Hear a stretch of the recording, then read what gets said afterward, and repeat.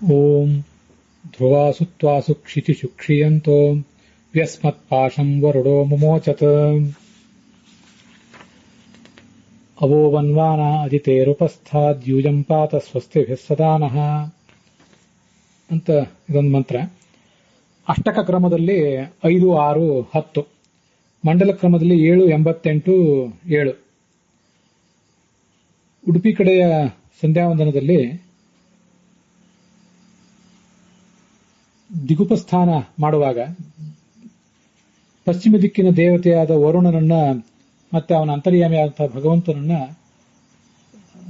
ಸ್ತುತಿಸುವಂತಹ ಮಂತ್ರ ಇದು. ಧ್ರುವಾಸು ತ್ವಾಸು ಕ್ಷಿತಿಷು ಕ್ಷೀಯಂತಹ, ಭಗವಂತನೇ, ನಾವು ಸ್ಥಿರವಾದಂತಹ ಒಂದು ನೆಲೆಯಲ್ಲಿ ನಿಂತ್ಕೊಂಡಿರ್ತೇವೆ. ನಿಂತ್ಕೊಂಡು ನಿನ್ನನ್ನು ಧ್ಯಾನಿಸ್ತೇವೆ ಅಂತ ಒಂದು ಕಡೆ ಅನುವಾದ ಮಾಡ್ತಾರೆ. ಸಾಯಣಾಚಾರ್ಯ ಭಾಷ್ಯದಲ್ಲಿ ಇತ್ಯಾದಿ ಕಡೆಗಳಲ್ಲಿ ಹಾಗೆ ಕಾಣಿಸ್ತದೆ. ಯಾಕೆಂದ್ರೆ ಕ್ಷಿಯಂತಹ ಅನ್ನುವ ಶಬ್ದ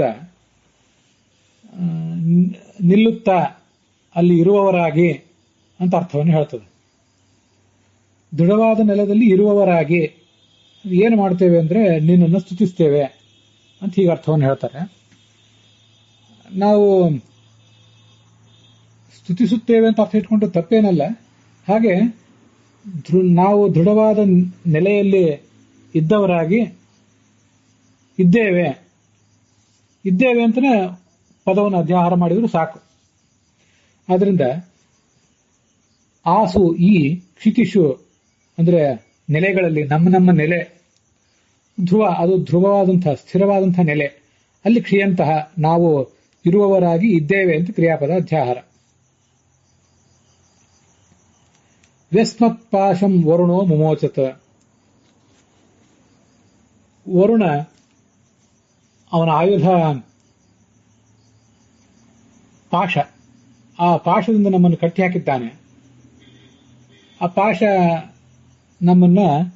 ಪಾಶದಿಂದ ನಮ್ಮನ್ನ ಆತ ಮುಕ್ತನನ್ನಾಗಿ ಮಾಡಲಿ.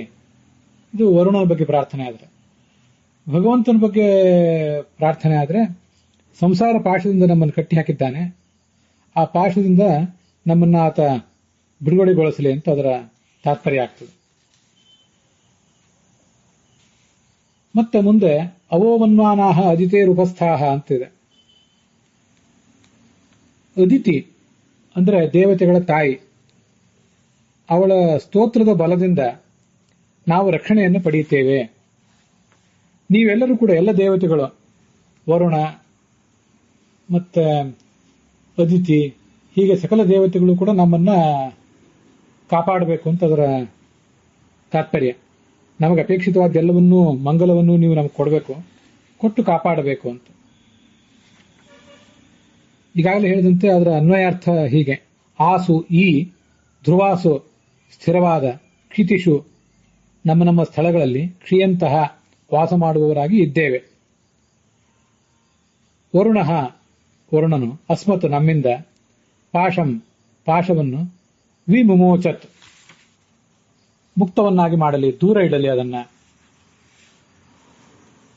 ಅದಿತೇಹೇ ಅದಿತಿ ದೇವಿಯ, ದೇವತೆಗಳ ತಾಯಿಯಾದ ಅದಿತಿ ದೇವಿಯ ಉಪಸ್ಥಾತ್ ಅಂದ್ರೆ ಸ್ತೋತ್ರ ಅಂತ ಅರ್ಥ ಎಲ್ಲ ಕಡೆ ಹೇಳಿದ್ದಾರೆ. ಆ ಸ್ತೋತ್ರದಿಂದ ಅವಹವನ್ವಾನಾಹ, ಅವಹ ಅಂದ್ರೆ ರಕ್ಷಣೆಯನ್ನ, ನಾವು ರಕ್ಷಣೆಯನ್ನ ಪಡೆದುಕೊಂಡು ಇದ್ದೇವೆ. ನಮಗೆ ರಕ್ಷಣೆ ಆ ಅದಿತಿ ದೇವಿಯಿಂದ ಸಿಕ್ಕಿದೆ ಅಂತ ಅದರ ಅಭಿಪ್ರಾಯ.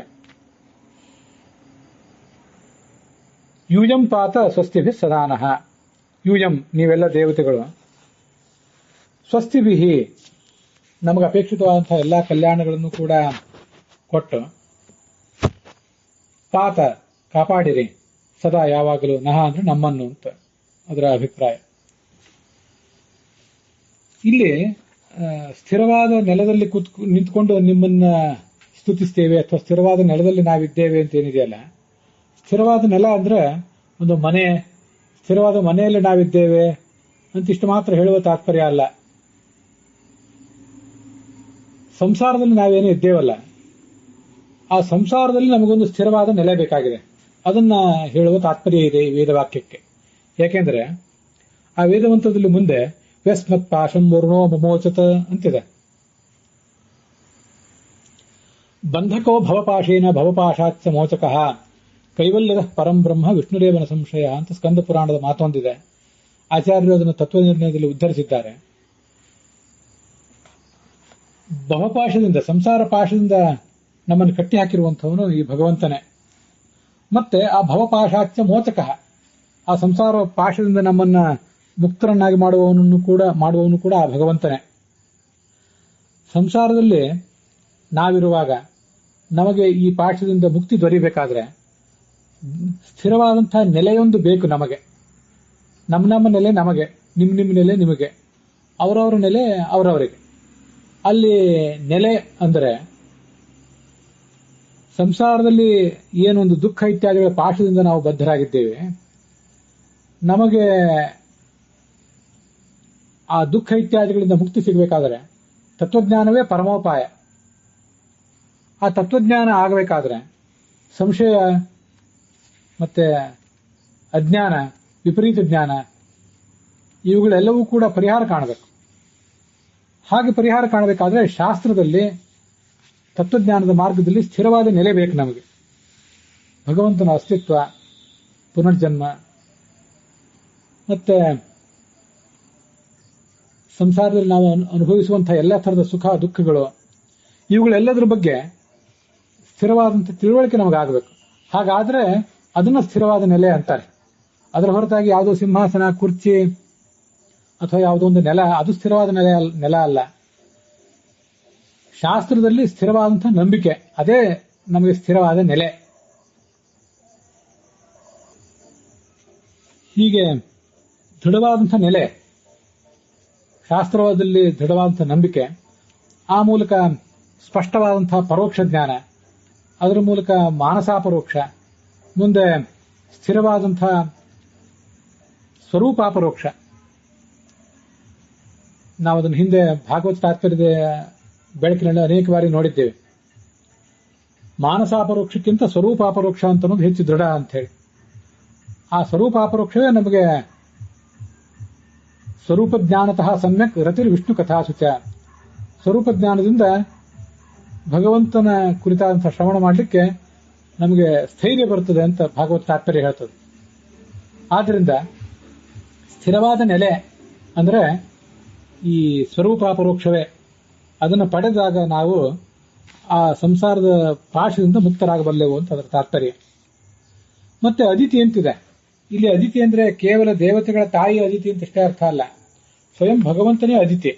ಆತನನ್ನು ಅದಿತಿ ಅಂತ ಸರ್ವಮೂಲದಲ್ಲಿ ಅನೇಕ ಕಡೆ ಆಚಾರ್ಯರು ವರ್ಣನೆ ಮಾಡಿದ್ದಾರೆ. ಅದೇನು ಅದಿತಿ ಅಂತಂದ್ರೆ, ಯದ್ಯದ್ ಬ್ರಹ್ಮ ಅಸೃಜತ್ ಪೂರ್ವಂ ತತ್ತದತ್ತಿ ಜನಾರ್ದನ ಅದಿತಿರ್ನಾಮ ತೇನಾಸೋ ಭಗವಾನ್ ಪುರುಷೋತ್ತಮ ಅಂತ ಬೃಹದಾರಣ್ಯಕ ಭಾಷ್ಯದಲ್ಲಿ ವರ್ಣನೆ ಮಾಡ್ತಾರೆ.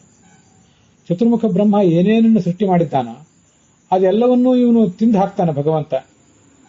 ಆದ್ರಿಂದ ಅತ್ತಿ ಇತಿ ಅದಿತಿ, ತಿನ್ನುವುದರಿಂದ ಅವನಿಗೆ ಅದಿತಿ ಅಂತ ಹೆಸರು. ಮತ್ತೆ ಋಗ್ಭಾಷ್ಯದಲ್ಲೂ ಕೂಡ ಅಖಂಡಿತತ್ವಾತ್ ಸಚಾದಿತಿ ಅಂತ ವರ್ಣನೆ ಮಾಡಿದ್ದಾರೆ. ಅವನು ಅಖಂಡಿತ, ಭಗವಂತ ಖಂಡಿತ ಅಲ್ಲ. ಆದ್ರಿಂದ ಅವನನ್ನ ಅದಿತಿ ಅಂತ ಹೇಳ್ತಾರೆ. ಹಾಗಾದ್ರೆ ದಿತಿ ಅಂದ್ರೆ ದೋ ಅವಖಂಡನೆ. ಯಾರು ಖಂಡಿತರಾಗಿದ್ದಾರೋ ಅವರು ದಿತಿಗಳು, ಯಾರು ಅಖಂಡಿತರೋ ಅವರು ಅದಿತಿಗಳು. ನಾವೆಲ್ಲರೂ ಕೂಡ ದಿತಿಗಳು. ಕಾರಣ ಏನಂದ್ರೆ ಸಂಸಾರಾವಸ್ಥೆಯಲ್ಲಿ ನಾವಿದ್ದೇವೆ. ನಮಗೆ ನಮ್ಮ ಎಲ್ಲ ಗುಣ ಕ್ರಿಯಾ ಇತ್ಯಾದಿಗಳೆಲ್ಲವೂ ಕೂಡ ಸಂಸಾರಾವಸ್ಥೆಯಲ್ಲಿ ನಮಗಿದ್ದಾಗ ಖಂಡಿತವಾಗಿವೆ. ಪರಮಾತ್ಮನ ಜ್ಞಾನ, ಅವನ ಗುಣ ರೂಪ ಕ್ರಿಯೆಗಳೆಲ್ಲವೂ ಕೂಡ ಅನಾದಿ ಕಾಲದಿಂದಲೂ ಅಭಿನ್ನ ಅವನಿಂದ. ದೋ ಅವಖಂಡನೆ ಅಂತ ಧಾತು. ಪರಮಾತ್ಮ ಯಾವ ಕಾಲಕ್ಕೂ ಕೂಡ ಭೌತಿಕವಾದ ದೇಹವನ್ನು ಪಡೆದವನೇ ಅಲ್ಲ.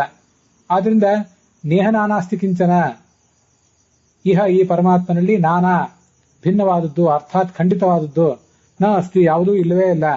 ಅವನ ಗುಣ ಕ್ರಿಯಾ ರೂಪ ಎಲ್ಲವೂ ಕೂಡ ಅಖಂಡಿತವೇ. ಆದ್ರಿಂದ ಅವನನ್ನ ಅದಿತಿ ಅಂತ ವರ್ಣಿಸ್ತಾರೆ. ಆದರೆ ಸಂಸಾರಸ್ಥರಾದಂಥ ಜೀವರು ಸಂಸಾರದ ಅವಸ್ಥೆಯಲ್ಲಿದ್ದಾಗ ಸ್ವರೂಪಕ್ಕಿಂತ ಜೀವಸ್ವರೂಪಕ್ಕಿಂತ ಭಿನ್ನವಾದಂತಹ ರೂಪವನ್ನೇ ಗುಣಕ್ರಿಯಾ ಇತ್ಯಾದಿಗಳನ್ನೇ ಪಡೆಯುವುದರಿಂದ ಅವರನ್ನು ದಿತಿಗಳು ಅಂತ ಹೇಳಬೇಕು.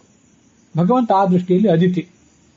ಆದ್ರಿಂದ ಆ ಅದಿತಿ ಅಂತ ಕರೆಸ್ಕೊಂಡಿರುವಂತಹ ಭಗವಂತನ ಉಪಸ್ಥಾತ್ ಅಂದ್ರೆ ಸನ್ನಿಧಾನದಿಂದ ನಾವೆಲ್ಲವನ್ನು ಅವಹ ಅಂದ್ರೆ ರಕ್ಷಣೆಯನ್ನು ವರ್ಮಾನಾಹ ಪಡೆಯುತ್ತೇವೆ ಅಂತ ಅರ್ಥ.